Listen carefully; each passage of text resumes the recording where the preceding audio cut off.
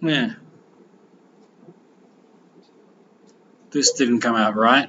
Anyway, the learning objectives are to define, to know when to use, to interpret our output for, and with the assistance of Methods 101 and Google to be able to run linear regression and regression diagnostics. The lecture is broken into 4 parts, so we do linear regression, example. We may not get to regression diagnostics, we will need to revisit it. But this is sort of like checking your underlying assumptions of your model. And there's an exercise that you can do at the end, which you may do next week, which is basically running a linear regression model of your own data for your course. What I have done, so please follow along on Methods 101 as we do this.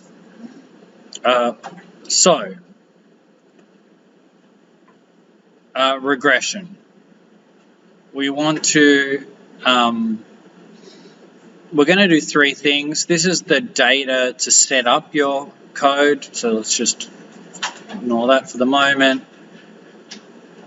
Okay, so what is a linear regression? So far we've looked at the relation, we've looked at bivariate analysis. Many of you presented in your, well, all of you presented in your analysis, in your presentations, using things like correlations and comparisons of means. And we've also looked at the relationship between 3 or more variables using analytic techniques such as factor analysis or Cronbach alpha. And the idea with those was just to see whether variables were moving together, right? But very much in social science, the main thing we tend to do is try to explain single outcomes, right? So we try to explain why one dependent variable, such as why do you vote for a female leader, why do you have a particular left or right political orientation, and explain that, or predict that, based on a whole series of independent variables. The most common model to do that, so to explain one outcome with many independent variables, is called the linear regression. And the fundamental characteristics of that, which you've probably already got some familiarity with, is that there is one dependent variable outcome. That dependent variable outcome is continuous or interval. It's not binary, and it's not categorical. So it is not binary, pregnant or not pregnant, dead or alive, cured or not cured, right? It is instead binary things like, you know, where do you place yourself on the left-right scale, 1 to 10, right? Where do you, how do you score on this depression index? I think that you had, or like, how many days, why a month? Have you felt you had poor mental health? That's right. It was not, and not have you felt you've had a mental breakdown in your life or not. Or yeah, that was the other variable. Yeah, it was yes or no though, right? Yeah, that was, yeah. So that would require a logistic regression. So we've got, and so that's number 2. Number 3, the predictors have to be either binary or continuous. So we need to convert all categorical variables into binary. You need to dummy them out. And ordinals? Ordinal is fine. We treat that as continuous or interval. Actually, yeah. So I should add that in. Yeah, ordinal is fine as well. And the model of the outcome is then a linear combination of the independent variables, which means that this is the model of our. This is the model that we're actually going to be estimating. Which looks scary, but honestly, within about 10 minutes, you're all going to feel quite confident with it. So our outcome, Y, is a combination of, these are, you imagine this is for each independent person. Actually, you'll get this in a second. This is the value they have for x1, the value they have for x2, the value they have for x3, and this is the slope, the relationship between them. We will get to that, what it is, in about 5 minutes, but we add plus some intercept and plus the error, which is all the stuff you can't explain, right? Because basically it's a bad model. All models are bad models. So I'm going to do a silly example to make this all come to life, partly because silly is even more memorable. So let's predict visits to the restroom of 100 patrons in a bar or a club, right, on an evening. And let's suppose you have some ethical way to measure this, and we've collected data on 100 people at this busy bar. Now, in this case, a dependent variable is visits to the restroom. Yes? So some people didn't go at all, they managed to hold their bladder. Some people went 10 times. Many people went somewhere in between those two. The question we ask ourselves, what causal predicts the number of visits? Now I'm just going to say, hypothetically, we'll make our own model in a second, that it's the number of hours someone's been in the bar and the number of drinks that person had at the bar. Yep. So the more drinks you have, the more times you've gone to the restroom. The longer you've been there, the more times you've gone to the restroom. That's what you would expect, right? So then we can actually express this as a linear model. Restroom visits, which is our y. Y is some function of a slope between hours at the bar and restroom visits times the number of hours you're at the bar. And then the slope times the number of drinks plus some constant. And I'll of course an error, right? So if someone, now we need to, for each individual person, they're going to have values for these things. And for each model, the overall model will have a value for this, and a value for this, and a value for this. And from all that, we'll be able to predict for any individual person approximately how many times they went to the restroom. Yes? Yes? So where's the arrow? Where's the error? I just left it off because it's always there. But the error, did you say? Yeah, Here. E. So we're just supposing some sort of arrow existing. Yeah, there is. It's not a separate variable. Actually, is it a separate variable? So how about control variable? Well, you could think of one of these as a control. I mean, you could put a gender in here. You can add many, many more in. Are we following yet or not really? Yes? So now we want to try and work out what B1, B2, and C are, right? Now, one way you could do it, actually, which we can do ourselves, is actually use our intuitive estimators, right? So I just want you to tell me, what do you think intuitively the values for B1, B2, and C are?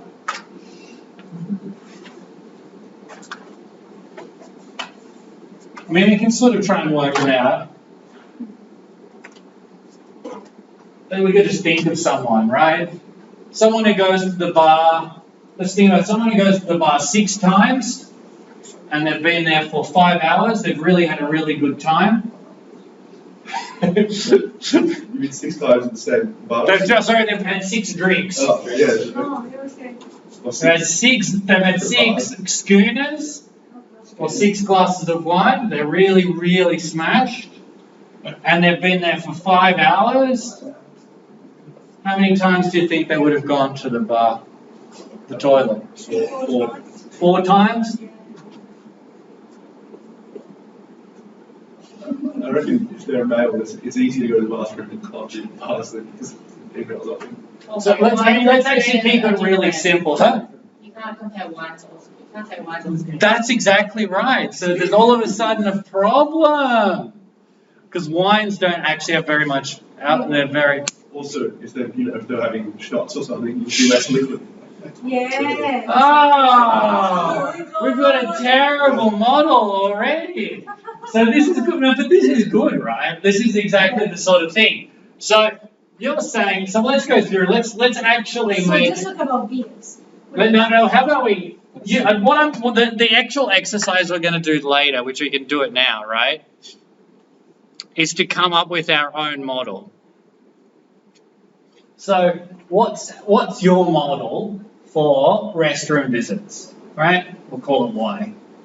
What's your model? Sorry.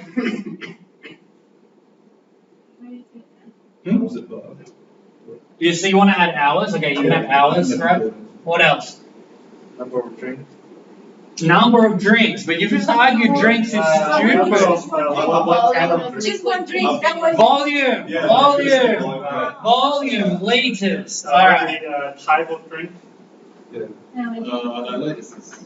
Do we want type of drink? You don't think? Beer or? I think liters. I think liters will capture all that. Actually. What else? I was thinking. Here you go. No, that's it. That's it. What else I printed? I was thinking like, are they pregnant or not? Right? Not very big. There might be a small number of people, but they may. Well, I guess they shouldn't be. I don't know. But the should is not the same as have. Yeah, gender, right? All right, let's put gender. Gender, age. Oh wait, we should let's name our variables in directional. So female, yeah. What else? Age. Age, okay. That's hilarious. Or we could just put like, greater than 65. Yep. The busyness of the bar, because you'd be more reluctant to go to the toilet if it's very busy toilets. Okay, so wait, how do you want to code that? We could just say busy 0, 1. It might be hard, yeah. All right, there you go. Busy, not busy. Busy, not busy. Is that good enough? Is that enough? Yeah. Okay. So then we are going to, you're going to give me a coefficient for each of these. What's the slope? Between all of these. Just any coefficient. Oh, Well, you've got to decide. You've got to make it realistic. So for every litre, how many times do you think you'd go? 1. Oh, we need to add a constant as well.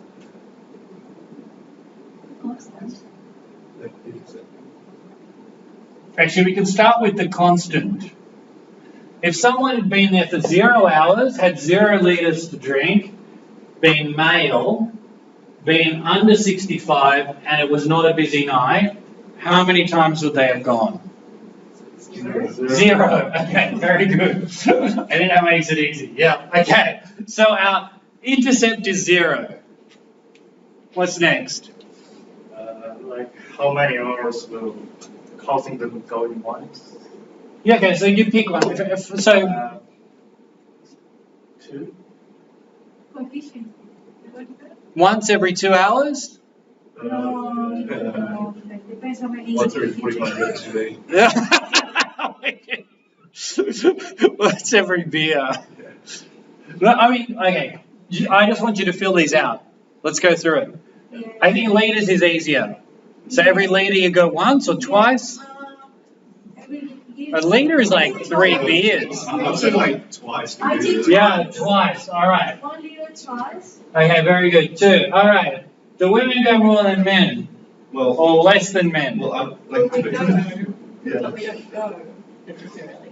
Ah, so you visit. Maybe they go to like powder their faces. Oh, yeah.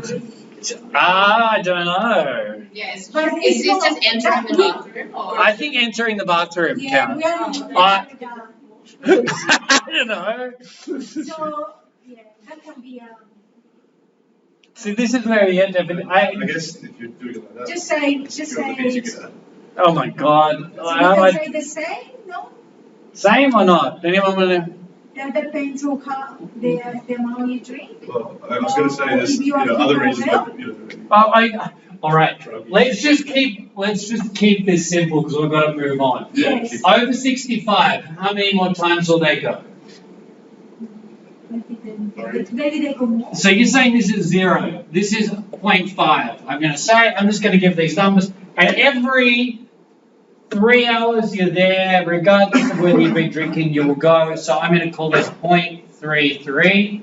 And if it's busy, you're going to go less. So I'm going to call this minus 0.5.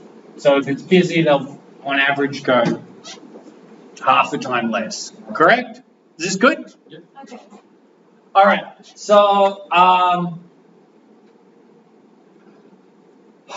what you can see from this is that we could work out what any particular person. I was often thinking maybe after the final exam we could go test out our model. But anyway, so what we can do then is you can actually think about this model predicts what level people would have, right? If someone has been in the bar for 3 hours, and they have drunk, 2 liters of beer, and they are male, but it doesn't really matter, and they're under 65, and it's a quiet night, right? Or say it's a busy night. We can then actually go through and add it all up. So 0.33 times 3, this is 1. 2 by 2 is 4. Male, it's still 0. Under 65 is 0. Busy, it's minus 0.5. And the constant is actually 0. So we add these together. The person is going to go 4.5 times. Right? Y is equal to 4.5 on average. Yep. That's our predictive model. Right? Now, the main thing I'm trying to do with this is just give you a sense, you probably already know it, we've sort of repeated this before, but what a linear model looks like, right? Now, we have used our guesstimates to guesstimate what this is. What we can do now with statistics is estimate it really accurately with maths, and with statistics and data sets, we can actually estimate the values for these various coefficients and ask whether they're statistically significant. Yep, and that's what we're going to do with a linear regression. What questions do you have at this stage? One or at least two. Come on, ask me a question. Yes? If I have more than one dependent variable, I cannot use this regression model. No, if you have more than one dependent variable, you would do multiple models. Generally, so you would do a model for depression, and you can actually chain them together. So you might say, so I've got a paper on mental health of migrant workers, and it says, if you have a workplace injury, first of all, people have workplace injuries and don't. It says, what predicts that? So it might be what industry you're in, your age, that's one model. And then we say, well, if you've had an injury, do you get threatened with being deported? With sent home, right? And then you have another regression model for likelihood of being threatened with sent home. And then you do another model for mental health, which is all of those go forward to that. And so you just basically, you just shift the Y, right? So the Y for some models goes back into here. Yep. Yeah, so you always just have one at a time. There is something called, a complex one called a structural equation model, SEM, and this allows you to do much more complicated versions of it, which act with many models, many different dependent variables. We're not going that far, yeah? Okay, any comments or questions at this stage? Is this useful? Oh, yes? Yes, dependent variable has to be ordinal or two. Dependent variable? Yes. Generally speaking, for most intents and purposes, a ordinal or interval will be fine. There is a different type of regression that's got a few modifications where you can actually, which is for ordinal variables, you could test it to see whether it makes any difference. Generally, the main point of using all the different complex methods is to show that nothing changes. And I would guess 95% of the time, nothing is going to change. Yeah, but there are these models that have been developed. Yep. Anyone else? Good? Was that useful so far? To go do that? Yes? Okay. So let's now open up R and we'll move through this together. So please open R and please load all of the things we loaded before. So I'm going to clear this, yes. Control.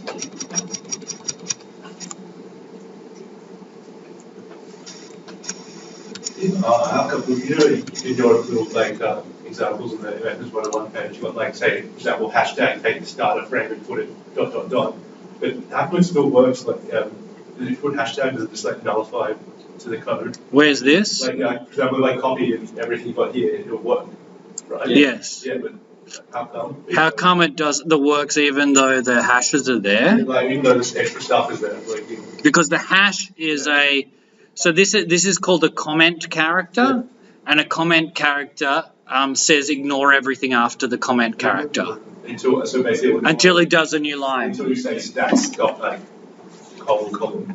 So you do a new line. So what I'm going to do is I'm going to load the code to run the computer to set it up. So Control A and then run. Should all work. Oh God, I've just updated all my packages. I apologize. So my real way to turn multiple lines into conference. Okay. Sorry, I just reloaded all my packages. That was stupid. Okay.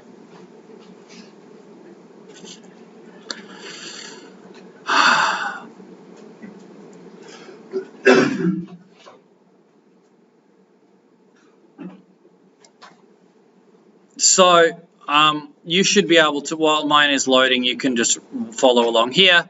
So I have run this command, take this data frame election 2013, put it into the linear model. I've used this, I've named the names of the library it comes from, which is stats is just one of the basic ones, but just for completeness, remember that this puts it where the dot is because LM doesn't conform to the tidyverse structure, so we need to specify elect goes to where the dot is.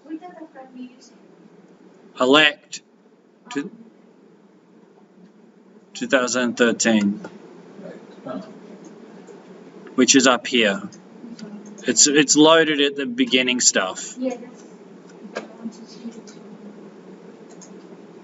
Now, which there are page is three. Elect 2015. Oh, yes, sorry. No, I got it now.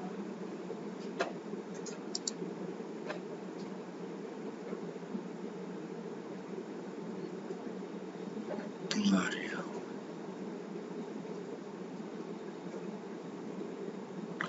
hell. So we have run that.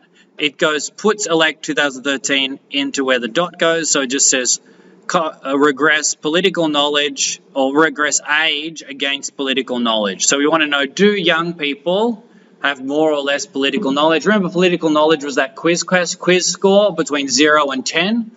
You know, when was Australia formed? Can the High Court modify the Constitution? Okay, I can see a lot of people are distracted setting up, am I right? How about you put a green sticker up when you've got R running and you've been able to run the first one, yeah? No. Red if you've got a problem. I had to restart, but it's okay. nothing? You're just trying to locate in. What? Is that the same thing? That's it, yeah? Oh, yeah, that's the first. Where's your R? Yeah, now. Yeah, now. Yes? What's happened with YouTube? I shouldn't have made people run that. I'm so sorry. Package successfully unpacked. That's the node, but how is yours? Okay, error, object. Okay, so you haven't loaded, you need to load the object. This one here, and this one.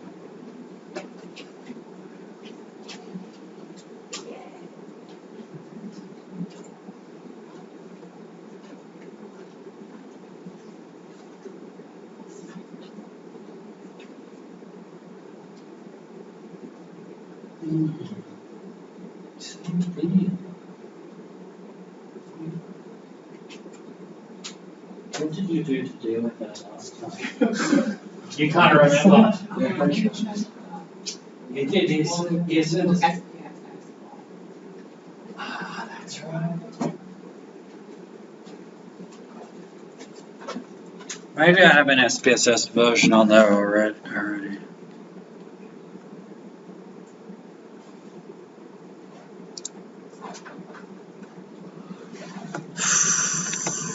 I apologize. Alright, so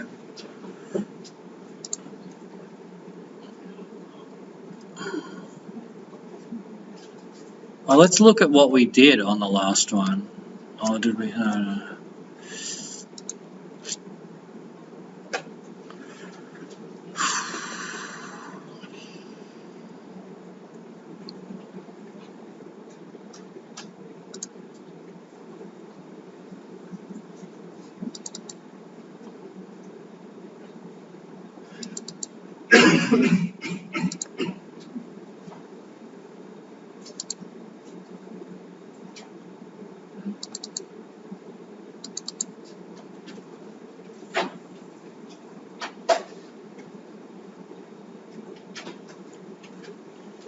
Ah, yeah, okay, I've got it.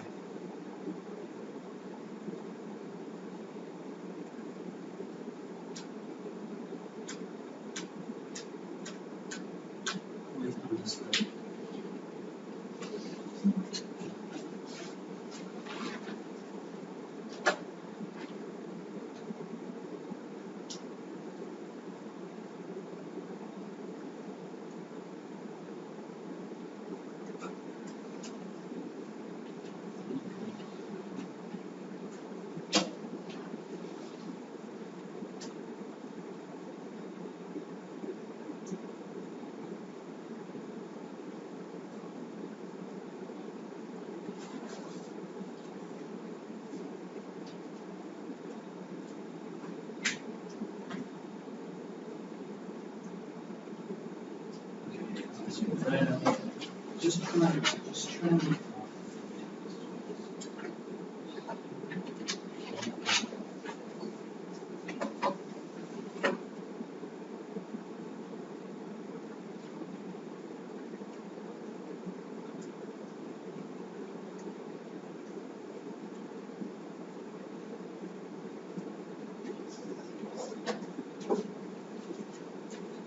Okay, are we working? Yeah. Yeah. Richard? Yeah. Yeah. Okay.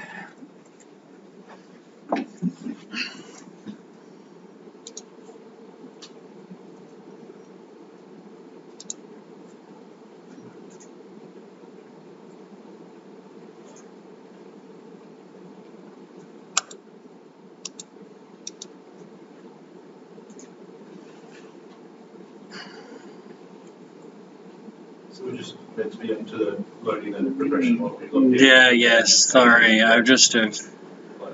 It's installing all these stupid packages. Hang on a second.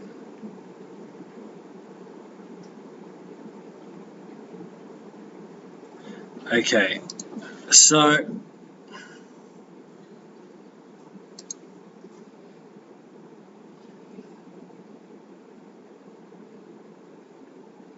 we have elect 2013 loaded in. Yes. Okay, so I am going to. Why is my computer slowing down so badly? I think it must be the Camtasia running on it.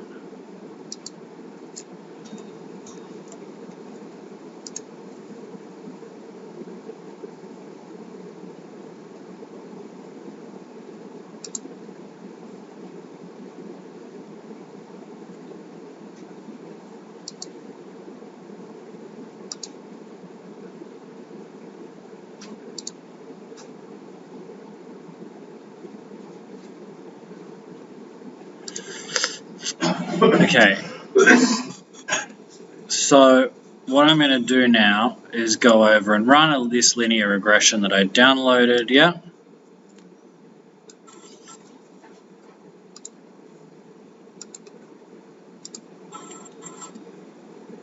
Which looks complicated, but that's mainly because it's got all those comments in it.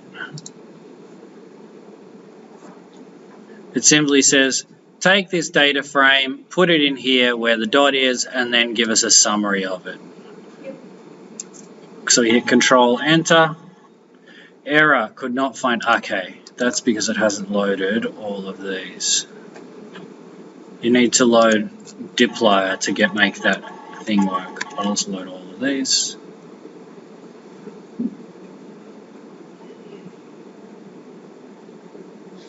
Okay, now run.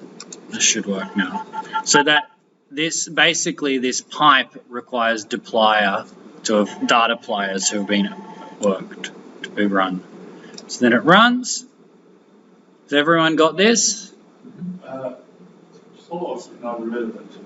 Pardon? The graph or the This plot? it's generated by this. No, it's an old. It's ignore that. Yes. So did anyone? Yes. Shall we drop the an A Huh? non-variable in the regression model? Show you what?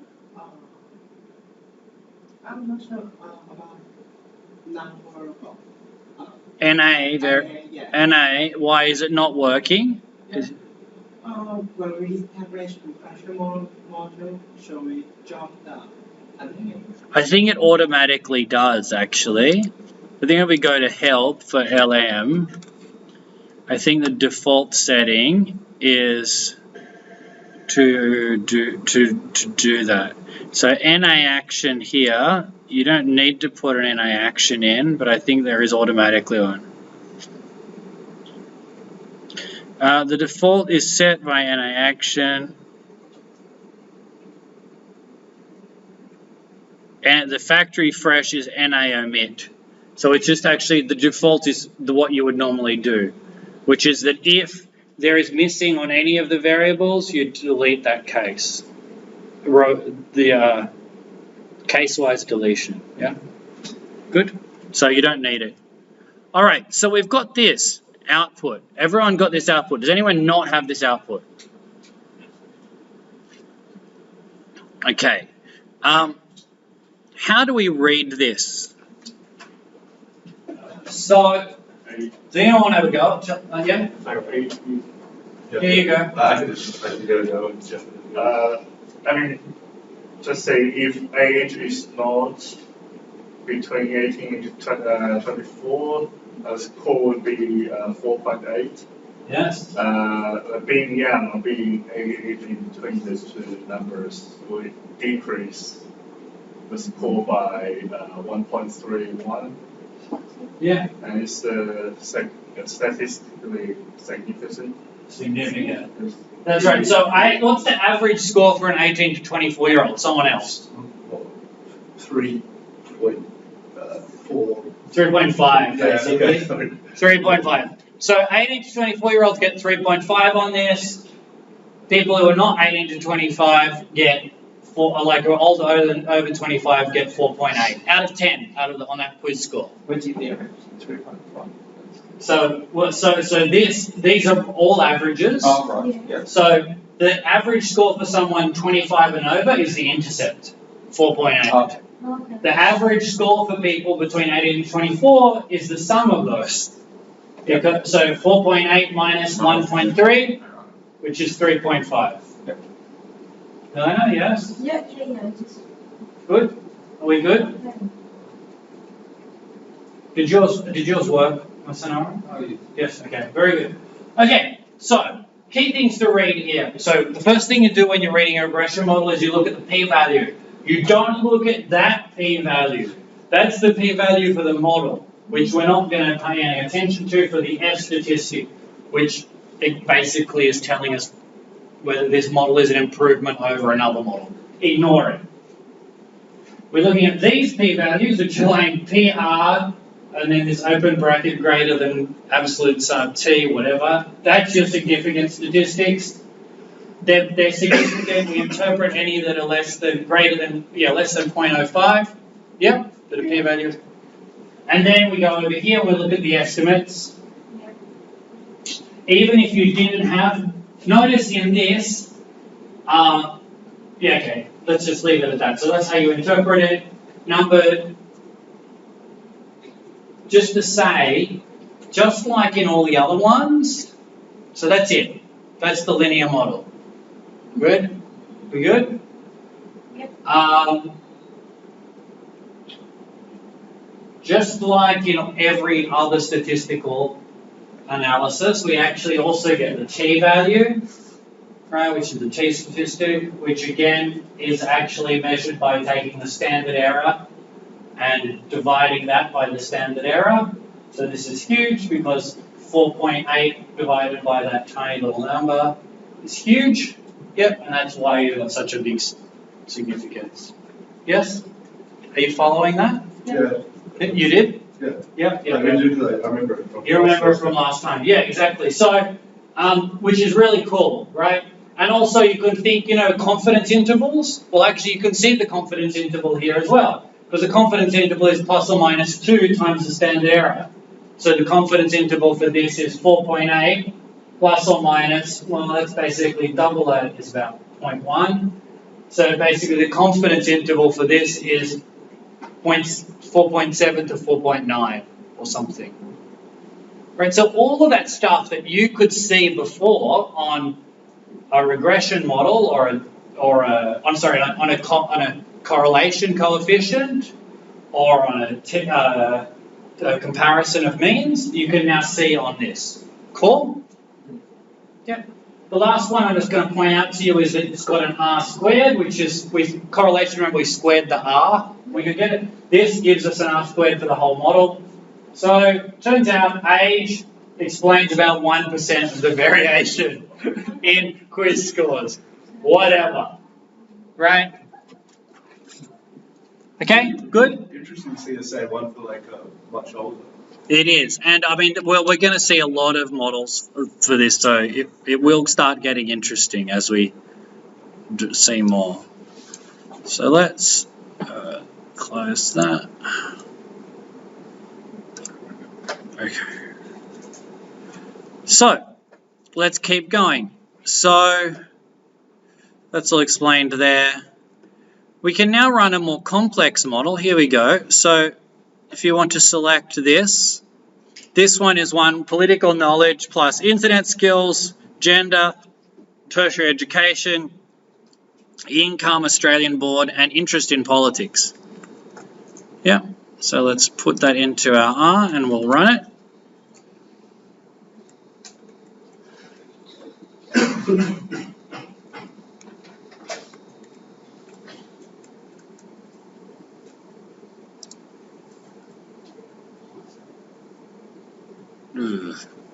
I will run it again because it's so ugly when it's miscode.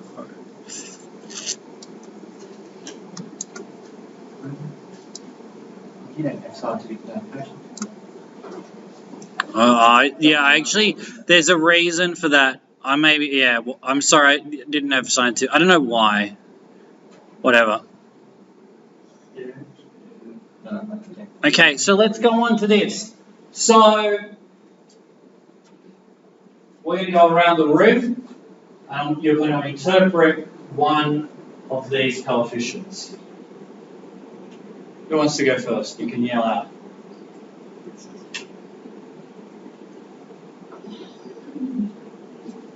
Who wants to do female? Milena.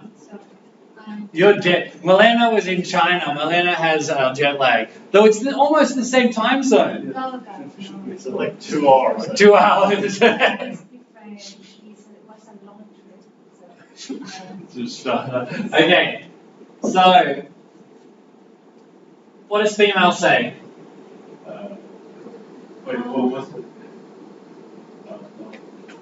Being female would decrease score by 0.74.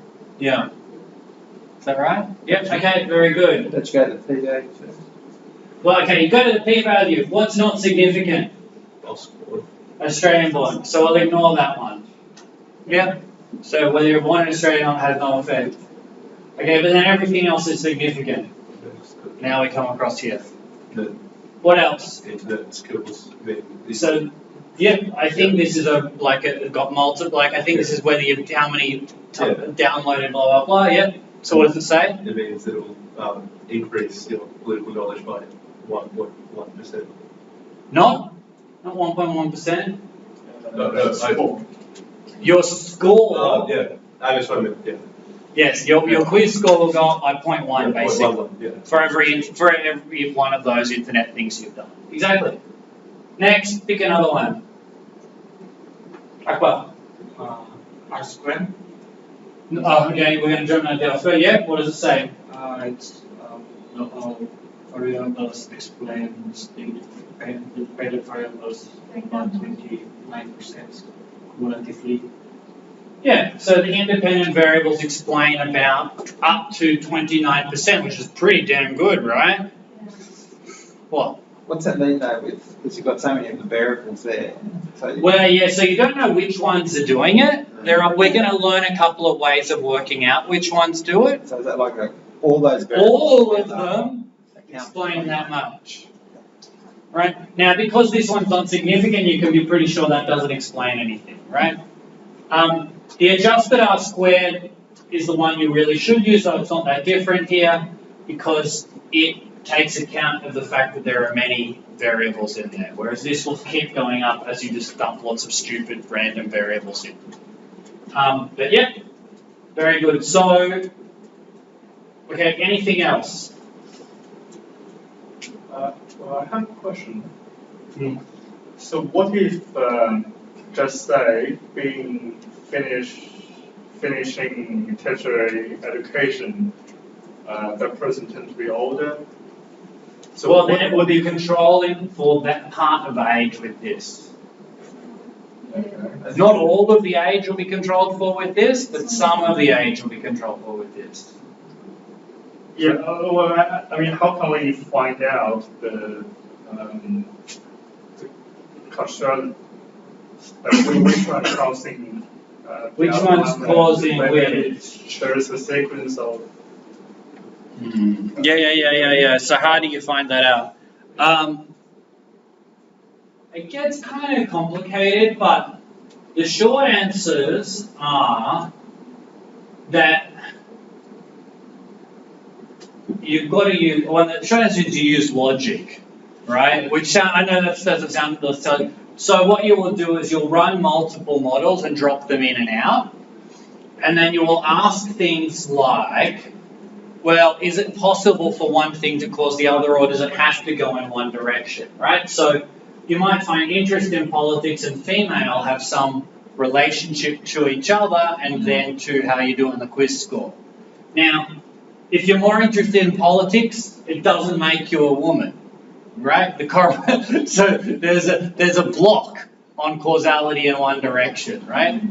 So if female and interest in politics are correlated, it's much more likely, though it could be some third variable, that female is the one having the impact on interest in politics, right? So using logic to work out which ones are doing it. Yeah, it's those sorts of tricks you use. yes, anyway, so it will require more than one model. It will, yeah, and so often you'll have nested models, which you've seen in yours, I think. You have nested models, so you do a model with this, and then this, and then this, and then this, and then you drop one out, and you look at what happens, and from that you draw a conclusion. Yeah, so wondering if there's any number this can tell this thing. Yeah, we can't tell from this one here at the moment, but yeah, we might later. Okay, are we good? Is this useful? Yeah. Yes, good. Okay, I'm going to move right along because we're going to run out of time to the third part of this. So that was learning about R squared, right? Now we can look at the change in us.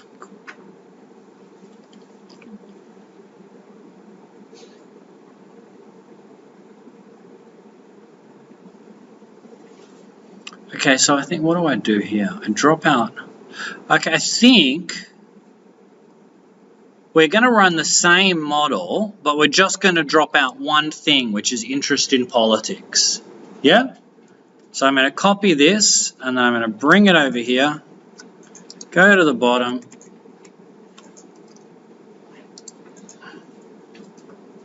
paste it in, and run it. And this is an example of a nested model now. Do we delete interest in politics?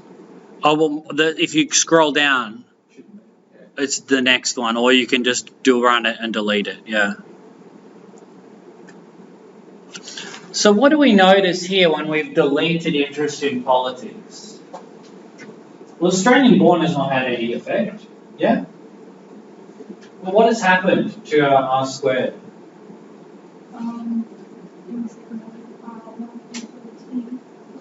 Oh, reduced.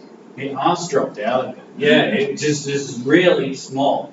Because interest in politics is the key determinant of how you do in that quiz.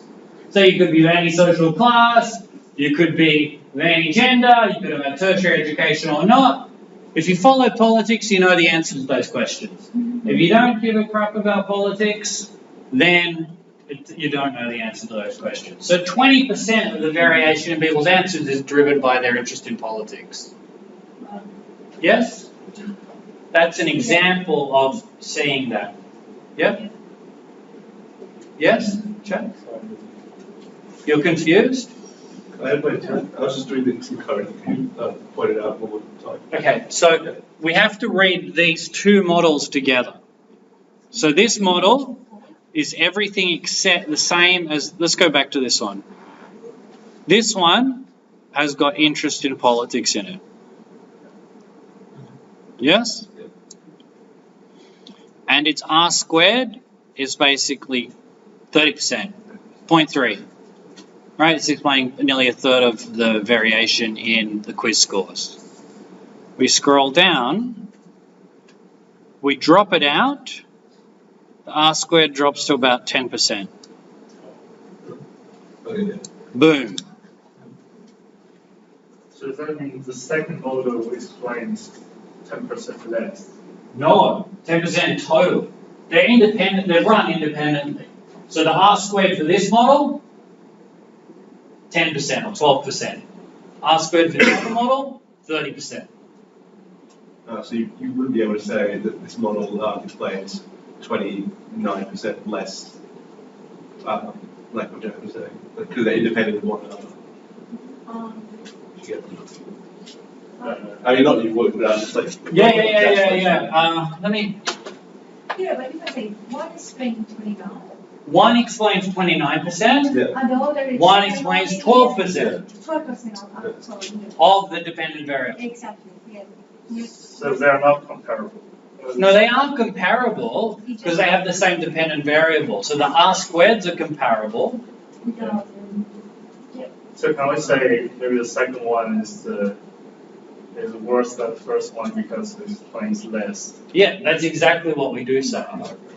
So this one is worse because it explains less. Is that actually trying to show the effect of having a variable or not? Exactly, in this case it is, yeah. Sounds dumb, but so you couldn't say that interest in politics explains like that much. No, you could. You could say interest in politics explains about 20% of the variation in quiz scores. When those variables Compared when these are controlled for, when you've controlled for all these variables, which is a lot when you've got controls in there. It's a huge amount. Can we say if we drop the unsignificant variable, can improve the R square? Well, what it should do is it should make these two be closer, but it won't improve the R squared because it just doesn't do anything. Because it doesn't explain anything, so that it doesn't explain the dependent variable. So the R squared is how much you explain of the dependent variable. It doesn't improve it. We can try. Let's have a look. Just so we can see.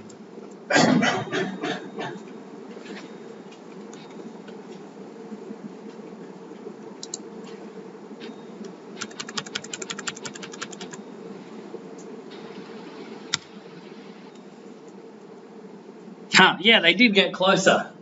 Yeah. Yeah, the adjusted R squared was 11.8% and 11.7. Here it is 11.8 and 11.6. But nothing else changed, pretty much. Are we good? Okay, so the R squared is a way to measure effect size. Remember that there are always these two things we're measuring: significance, which is whether we can say the underlying parameter, population parameter, is different from the null hypothesis, is different from 0. So in this case, these are different from 0. They're all significant, so that we can. The second one is how much of the dependent variable we can explain, which is effect size. One measure we've had for that is multiple R squared and adjusted R squared. We're going to learn about a new one, which very much reads like a correlation coefficient for each one of these. It's called a standardized beta. And again, it isn't the correlation coefficient, but when you're thinking about it, and when you don't write this down, you can basically think of it as kind of like a controlled correlation coefficient. Yep. So let's take a quick look at that. So if we scroll down to standardized beta, and the great thing about standardized beta, so to do this we have to run, we have to install the standardized beta, LM beta, and then run base beta. So I'm just going to run this to install it, and then I'm going to run this. And all that it does is we just put in this LM beta between the running of the LM command and the summary, and it will all work. And it gives us a really nice output.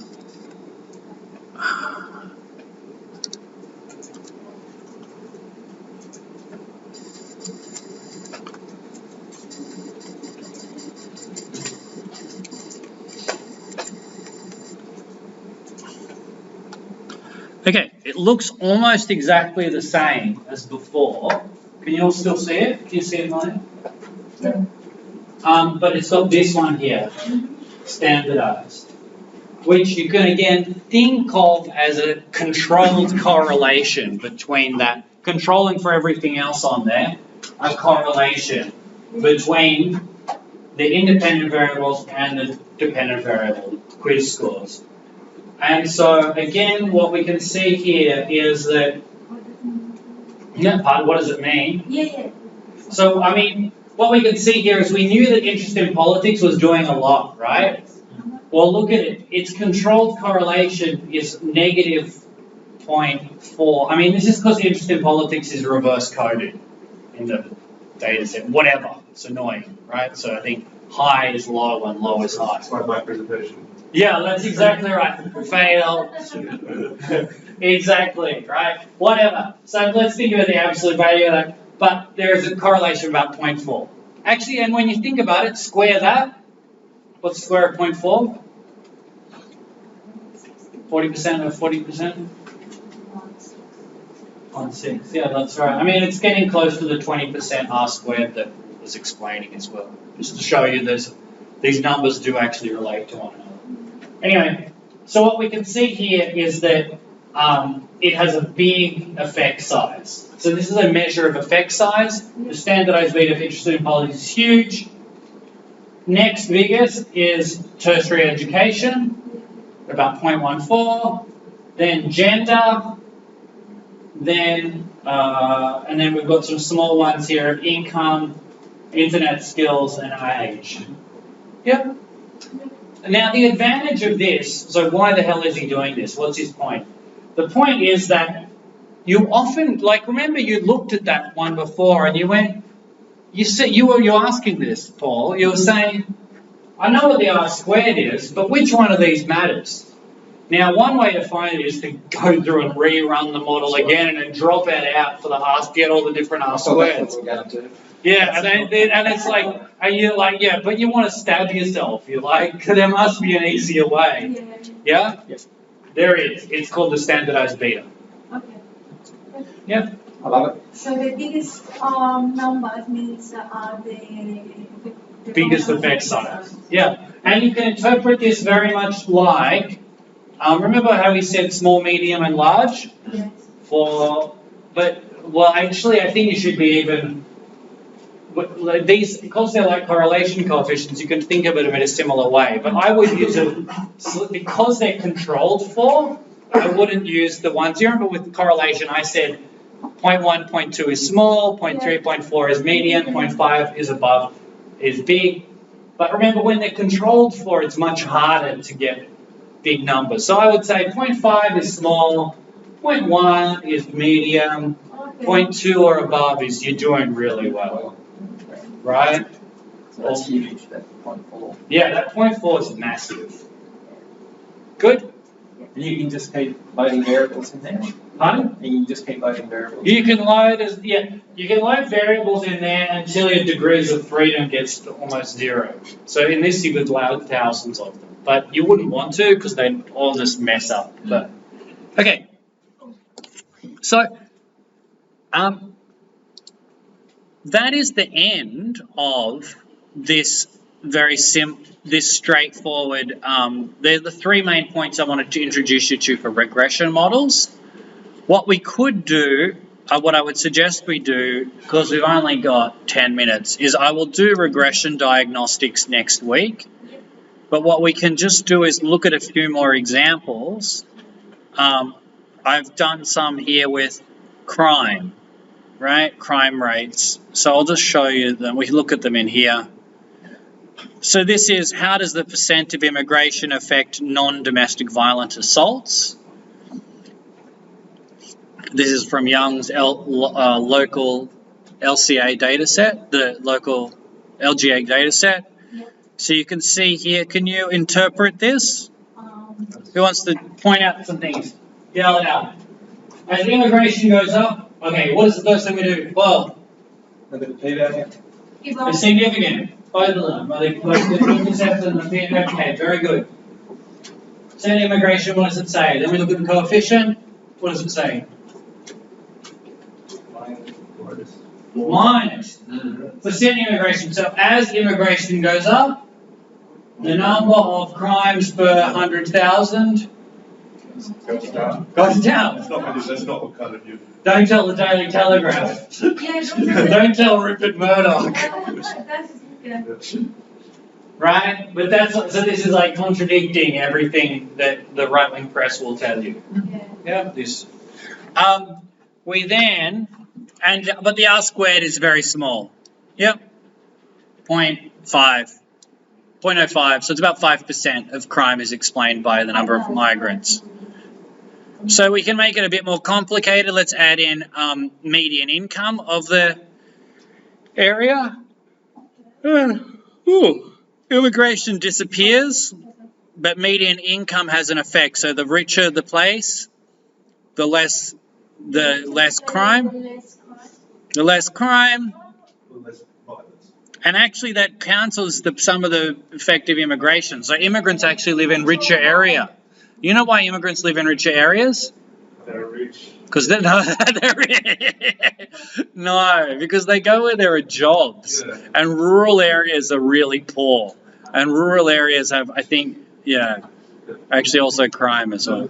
Like from this internship of doing through the internship uni here, where I was looking at a bunch of statistics for like all this stuff for like all these areas like were mostly like outside of Sydney, they were just like they would almost be all Aussie, and they were all like not all, but a lot of them were really bad. Economically? Or just like all the indicators of like social gradients, like violence, smoking while pregnant, drinking. Blah, blah, blah. Yeah. Basically, rural area. I mean, just to say, this is it's a product. I don't want to give a sermon here, but partly a lot of it is a product of basically the tendency of capitalism to concentrate economic wealth where there is already place to make money, basically. So there is just an inherent concentration in urban areas and the depopulation of rural areas. The way you can solve this with government policy, seeing as you're on a PPE program, is you need to actually have active government policy to move government departments or give incentives to rebuild regional areas or rural areas and so forth. So Germany, Berlin, right, one of the biggest cities in Germany. You know how many people are in Berlin? 2 million. It's pretty small. It's not big for a country of 70 million people. Germany's so decentralized. It is, right? But it has a much stronger state to actually counter that. In Australia, it's quite the reverse. We're just depopulating rural areas, and then that leads to all the crime and, you know, other income. So they're very old in rural areas as well. All their kids have to come to the city. Yeah. Anyway, scrolling down. So let's add in unemployment. It has a, oh wait, let's look at the R squared here. It's still only 8%. Yeah. We add in unemployment, huge effect. So more unemployment, much more violence, violent crime, and R squared goes up to nearly 23%. Gini coefficient, so income inequality, actually not significant. Weird. I don't know why. I guess, anyway. And so the R squared doesn't improve. And then I threw in a whole lot of others. And actually, it's really weird. Look at the, so again, the R squared goes up to 57%. So we're starting to display a lot of violent crime now. What's the most important variable here? The one with the significance. Unemployment? No. Oh no, it's the average. No, percent rent. Guinea has relatively Is it what is that? Okay, so you're right. You're all sort of right. It's weird, and I haven't pulled this apart yet. But the biggest standardized beta is actually for percent immigration, and it's incredibly protective. So the more immigrants you have, the less violent crime you have. The next biggest one is percentage renting. What is that? So that's a percentage of the population who rents versus owning their own home. Oh, right. So when people are renting, much more crime. I wonder whether they're interacting with each other, rent and immigrants. Right? So it's like if you've got, That's a good point, yeah. maybe if you've got like Australian-born people who rent, there's violent crime. I don't know. even for immigrants who settle down in one place, they cannot rent. I don't know. I don't know what's going on. Anyway, but you can see here, there's so much interesting stuff. Why Guinea indexes 1,000? I mean. Why? Ah, yeah. So why is it have a big? But its standardized beta is not that big, but it is something. Why is that? Can anyone tell me? And then we'll go home. Last question. Why is the Gini coefficient for the estimate for Gini coefficient so big? Oh, it's because the scale is so big. What's the scale? Is the scale big? It's like up to 1,000. No, it's exactly the opposite of what you just said. But how is Gini coefficient measured? What does Gini coefficient go from until? 0.1. Okay, so let's say it's like So that is the difference between, for 1 unit of Gini coefficient, there are 1,200 more crimes per 100,000 people. But from, perfect communism here to, perfect, unequal, all one person has all the wealth, right? That's what the effect is. So it's a big effect size, but actually it only happens over a very small range of actually the Gini coefficient doesn't vary that much. Yeah? So from perfect equality to perfect inequality, that's how much it varies. Whereas these other ones are measured in percentage points. Median income is probably measured in dollars. Right? So that's this unit here is very small. But that's why this estimate it turns out to be not as useful once you're really thinking theoretically, right? It's good for you to think practically, like what does $1 do to crime, right? Now $1, reduces or increases crime by this little amount. But often what you do when you're trying to think in terms of big picture concepts and effect sizes is you forget about this and go on to stand out. Good? Yep. When would you use standardized beta in a, let's say, academic presentation over like just a regression model? No, but this is a regression model. Yeah, That is, like you would report the it normal one. because you would over this. Yeah. Well, you would. It depends what you're trying to say, right? So if you're trying to say, look, we can see here that each percentage of immigrants lowers the number of crimes by 14. Right, but then you might say, when we compare the effect of these different ones and the overall effect on what makes for low crime areas, we can see that it is immigrants and median age and percent rent and not these other factors. Yeah? But that looks really hard. What does? No, it's just how do you present a presentation of it. Oh, You this. know how you feel about R outputs. Oh, no, but we're going to learn how to make it into really beautiful Yeah. PowerPoint. Really, really beautiful tables. Yeah. Okay.